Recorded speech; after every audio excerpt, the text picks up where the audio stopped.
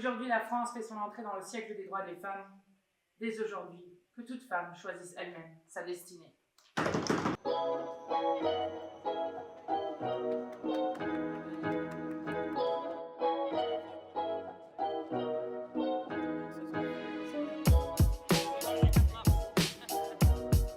La France va devenir ce 4 mars 2024 le premier pays au monde à inscrire le droit à l'IVG dans la Constitution.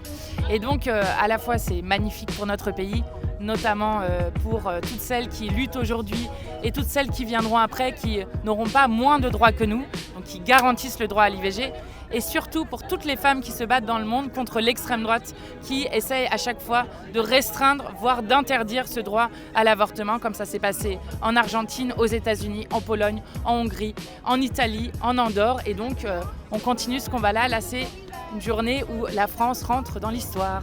La victoire est à qui? Elle est à nous. À qui?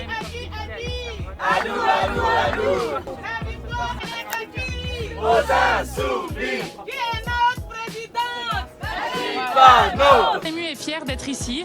C'est une victoire parlementaire, c'est une victoire des associations et nous espérons bien qu'en plus de garantir et de protéger le droit à l'avortement pour toutes les femmes de ce pays, eh bien ce sera aussi un signal politique énorme dans le monde pour toutes celles qui luttent pour garder ce droit à l'interruption volontaire de grossesse, ce droit à l'avortement, et que bien d'autres exemples après la France suivront le nôtre.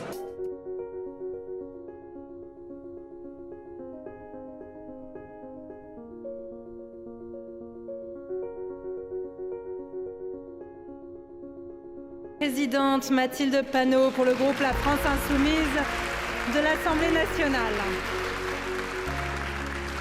Nous célébrons une victoire historique. Notre vote est une promesse faite à l'avenir.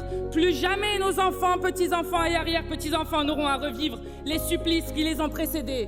Notre vote est une promesse aussi pour toutes les femmes qui luttent partout dans le monde pour le droit à disposer de leur corps, en Argentine, aux États-Unis, en Andorre, en Italie, en Hongrie, en Pologne. Comme en écho, ce vote aujourd'hui leur dit « Votre lutte est la nôtre, cette victoire est la vôtre ».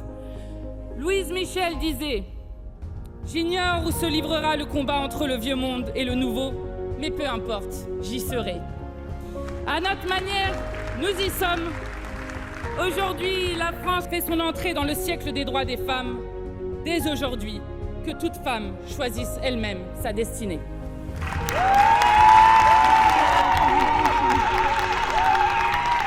Là, on vient de voter et la preuve que je ne me suis pas trompée, il me reste le bulletin contre et le bulletin abstention. Donc j'ai bien mis le pour dans l'urne.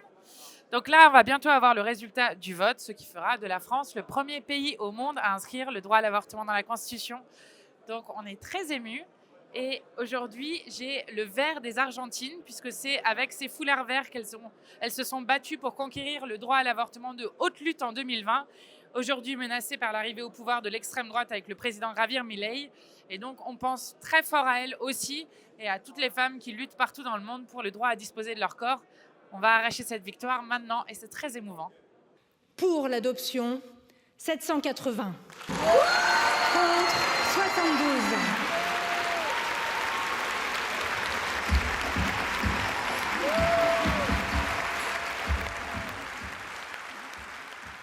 Très émue de ce qui vient de se passer, de la victoire que nous venons d'arracher. Et aujourd'hui, nous allons fêter une victoire qui est une victoire historique. C'est un combat d'1 an et demi, c'est des dizaines et des dizaines d'années de combats féministes, des associations, des militantes. Et c'est pas seulement l'avortement qui rentre dans la Constitution, c'est des grands personnages connus ou inconnus qui se sont battus pour que les femmes puissent disposer de leur corps, pour que les femmes soient enfin libres, pour qu'enfin les femmes soient des citoyennes à part entière. Et ce qu'on vient de faire là, c'est la démocratie, parce que pouvoir être maître de son corps à tout moment, c'est aussi être sujet de sa vie. Donc c'est aussi une défense de la démocratie qu'on vient de faire aujourd'hui. Donc oui, évidemment, je suis très émue. Et maintenant, on va aller fêter ça. On a gagné une chose historique. Donc fêtons-le, c'est notre victoire et la défaite des anti-choix. Tant pis pour vous.